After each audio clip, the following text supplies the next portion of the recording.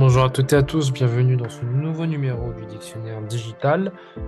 Aujourd'hui, deuxième épisode, suite et fin de notre entrevue avec Amin Zarouk, PDG créateur de Green Open Lab. Je vous invite à écouter l'épisode précédent pour pouvoir apprécier encore mieux cet épisode. Bonne écoute. Alors, vous avez parlé précédemment donc de cette démocratisation de la technologie qui est, on va dire, l'un des credos de votre entreprise Mhm. et du budget aussi, et on va dire, ces différents domaines. Est-ce qu'au niveau des politiques publiques actuellement, est-ce qu'on a cet encouragement du digital, que ce soit, on va dire, dans l'éducation, la démocratisation, la vulgarisation de ces concepts au sein des agriculteurs marocains, en termes aussi de budget, en termes de subventions?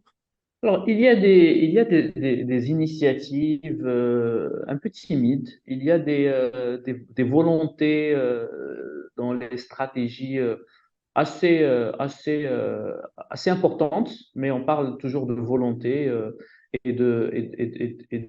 allez, on peut dire une vision. Mais le problème, c'est qu'en fait, nous vivons dans un monde qui est en changement euh, perpétuel et rapide. Et nous avons besoin d'agir rapidement, c'est-à-dire quand on dessine une stratégie sur 10 ans et où on va écrire noir sur blanc que cette stratégie a comme pilier majeur la digitalisation et l'usage de la technologie, etc., et que derrière, il n'y a pas d'action concrète pour rendre opérationnelle cette vision. Des fois, on se demande, on dit, est-ce que c'est juste pour que ça fasse joli sur les rapports et les présentations, ou c'est une prise de conscience réelle? Euh, j'ai un avis assez mitigé sur la question parce que je trouve que euh, aujourd'hui, là, si on veut parler d'une manière concrète, des agriculteurs qui m'appellent, qui me disent oui, nous sommes convaincus, est-ce qu'il y a une subvention? Est-ce que la subvention couvre également la digitalisation? Eh bien, je réponds non, sans être vraiment fier de cette réponse, parce qu'effectivement, il n'y a pas de, il n'y a pas de, il y a pas, il y a pas de, il y a pas de soutien. Après, de l'autre côté, est-ce qu'on a d'autres politiques publiques qui soutiennent l'innovation sur ces volets-là de l'usage de la technologie pour l'eau et pour l'agriculture? Là encore, il y a quelques initiatives, mais c'est lent. Le monde avance à une vitesse incroyable. Nous avons des changements climatiques on est en train de les vivre là. On n'est plus en train juste de dire, de parler de chercheurs qui nous alertent. Non, on est en train de subir de plein fouet la raréfaction des ressources, le changement climatique et alors qu'on a le potentiel, on a le potentiel, un potentiel important. Nous sommes un pays agricole. L'agriculture emploie 40% de la population active. Ça représente une quinzaine de points sur le PIB marocain. Donc, c'est un domaine stratégique hyper important.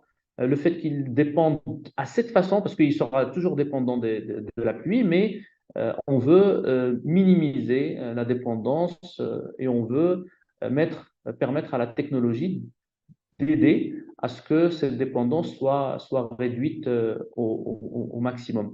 Et je trouve que aujourd'hui, c'est pas encore le cas. C'est malheureusement pas encore le cas, et c'est bien dommage.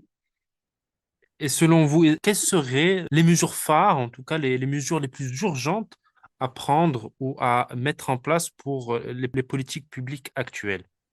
Je pense que il faut pas se poser beaucoup de questions. Actuellement, nous avons besoin de mieux monitorer et surveiller l'usage de l'eau. Parce que quand on a une ressource rare et on sait qu'on est en train d'aller vers le mur, euh, on doit d'abord mesurer l'ampleur du phénomène, on doit d'abord permettre de monitorer l'usage, c'est-à-dire voir combien d'eau on a utilisé pour les irrigations, pour pouvoir arrêter les abus ou les gaspillages.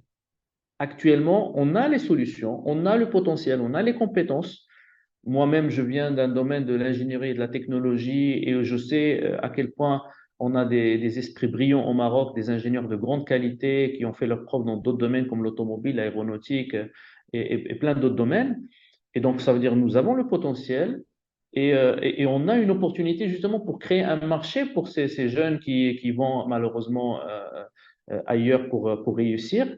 Et je vois que une action, c'est tout simplement euh, subventionner, comme l'État enfin, fait pour subventionner énormément de choses, comme elle a fait pour subventionner le goutte à goutte. Aujourd'hui, le goutte à goutte, c'était à l'époque une révolution. Là, on est sur une nouvelle révolution.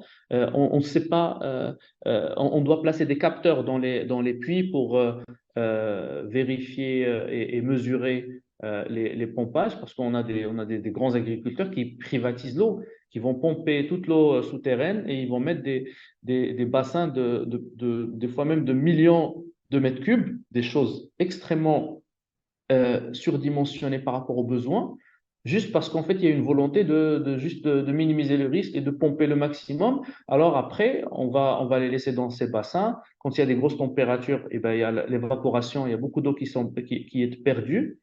Et donc, il faut que l'État mette des moyens de contrôle. Et ces moyens de contrôle, là aujourd'hui, une startup comme Arwa est parfaitement capable de développer des compteurs connectés est parfaitement capable de développer des capteurs qui permettent de mesurer les qualités d'irrigation. Et je pense qu'il faut savoir bien utiliser ces subventions, non juste en finançant l'achat de quelques matériels, mais peut-être aussi incentiver l'usage efficient de la ressource hydrique. Ça veut dire, au lieu de financer des tuyaux, je veux bien financer la performance et l'efficience.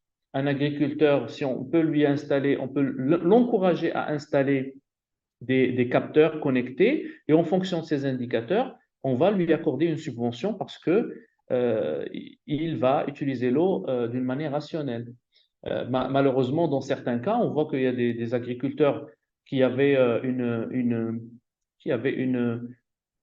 des cultures en bourre qui dépendaient de la pluie et grâce aux subventions, il a équipé avec goutte à goutte, etc. Il a commencé à irriguer et à dépenser, ou à gaspiller beaucoup plus d'eau que ses besoins, juste parce qu'il pense que goutte à goutte, on peut le laisser toute la journée sans problème.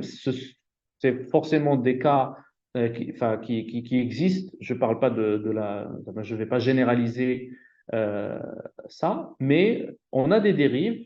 Et justement, pourquoi? Parce que on va financer les moyens et on va pas financer le résultat et l'efficience. Et aujourd'hui, nous avons la capacité technique et technologique pour pouvoir mettre en place des outils de contrôle et de supervision efficaces.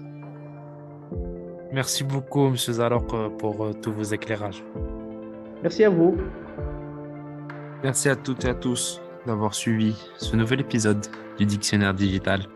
À bientôt.